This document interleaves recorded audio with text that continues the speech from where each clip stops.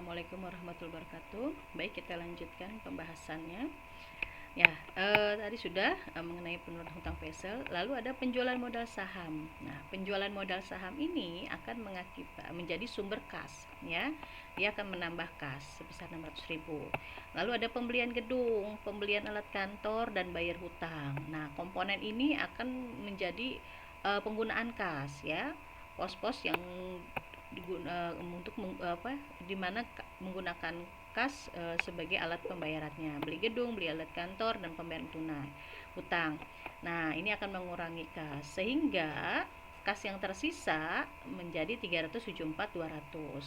Nah, ini sesuai dengan angka yang di dalam neraca komparatif, neraca perbandingan, ya, yaitu karena masih bernilai positif, ya, berarti kas mengalami kenaikan 374, ya, sesuai dengan angka yang ini.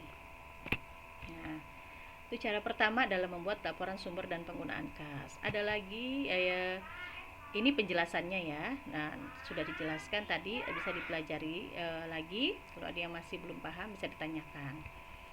Ini pun masih penjelasannya. Nah, buat laporan sumber dan penggunaan kas bisa juga dengan cara dari worksheet, ya, atau lembar kerja, ya. Worksheet seperti kita sudah tahu dia akan lebih terperinci, ya, lebih terperinci. Ya, kita akan membuat kolom tambahan untuk sumber dan penggunaan kasnya. Jadi inilah worksheet, ya. Ini ada neracanya, neraca komparatifnya ini. Lalu ada perubahannya, naik atau turunnya, ya. Nah, ini ada penyesuaiannya, ya.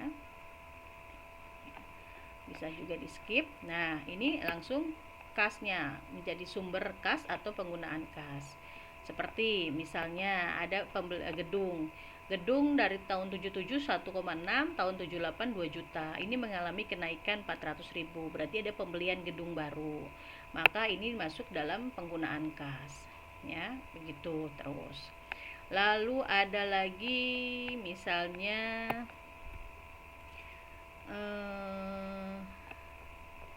bayar gaji, ya. Lalu ada lagi bayar beban bunga. Nah, bayar beban bunga 28.000.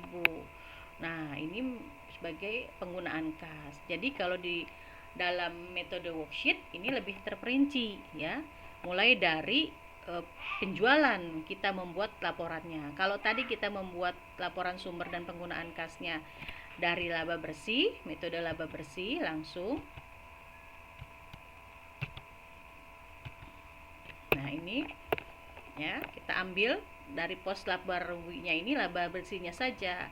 Lalu kita sesuaikan dengan pos-pos yang ada di dalam neraca, ya, sampai ketemu angka ini. Tapi kalau dalam metode worksheet kita ambilnya ini tidak langsung dari laba bersih, tapi kita dari awal, yaitu dari penjualan, ya.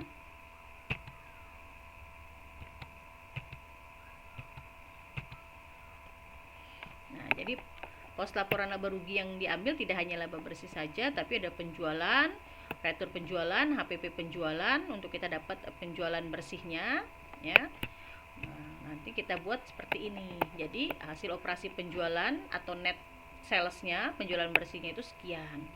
Lalu ada penjualan saham, karena penjualan saham ini tidak boleh digabung dengan ini. Kalau ini penjualan barang dagangan, kalau ini penjualan saham, ya, berbeda. Jadi harus terpisah. Tapi ini merupakan keduanya merupakan sumber kas. Nah, penggunaan kasnya ini dirincikan lagi. Ada menjadi untuk beban operasional 8.294.900. Nah, 8.249.900 itu kita analisis sendiri, ya. Yang mana saja yang menjadi beban operasional perusahaan itu, mulai dari bayar gaji, bayar sewa, ya, bayar gaji lain-lain, gaji pegawai, bayar telepon, beban umum dan sebagainya. Itu adalah merupakan biaya operasional. Nah, sementara bayar bunga, bayar dividen, bayar hutang lancar, hutang obligasi itu non operasional atau yang tidak berhubungan langsung dengan kegiatan operasional perusahaan. Lalu ada juga beli gedung, beli alat kantor. Nah, ini adalah pos-pos yang mengakibatkan kas berkurang atau penggunaan kas. Sehingga hasilnya akan sama, tetap sama dengan kita memakai metode tadi laba bersih, ya. akan menunjukkan saldo kas itu 374.200 ya. Yang manapun metodenya, mau pakai metode langsung dari laba bersih maupun metode tidak langsung dari hasil penjualan, itu disesuaikan dengan kebutuhan analisisnya di tiap perusahaan ya.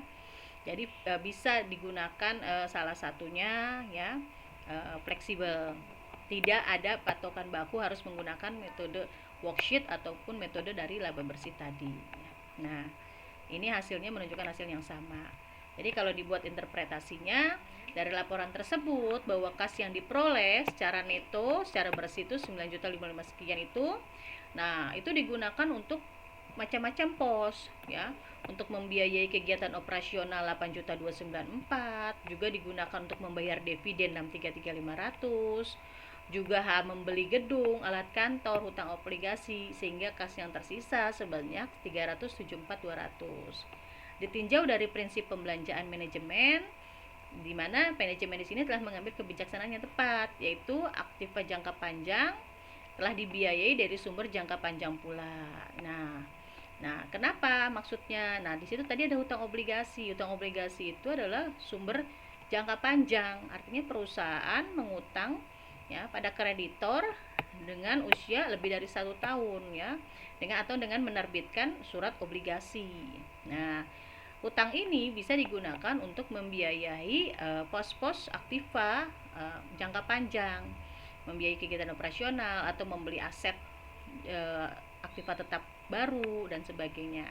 Nah, hutang obligasi ini ya sudah berkurang, artinya beban bunga pada periode yang akan datang akan lebih ringan, sehingga jika kreditor atau perusahaan ingin menambah pinjamannya masih dirasa aman karena perusahaan masih memiliki kemampuan untuk membayar bunga maupun pokok pinjamannya. Bisa dilihat dari likuiditasnya, tingkat likuiditas perusahaan tersebut.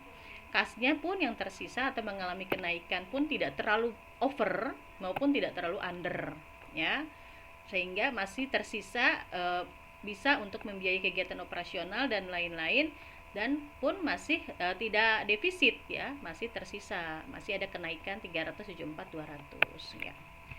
Oke, demikian penjelasan mengenai analisis sumber dan penggunaan kas untuk pertemuan 12 sampai dengan 14.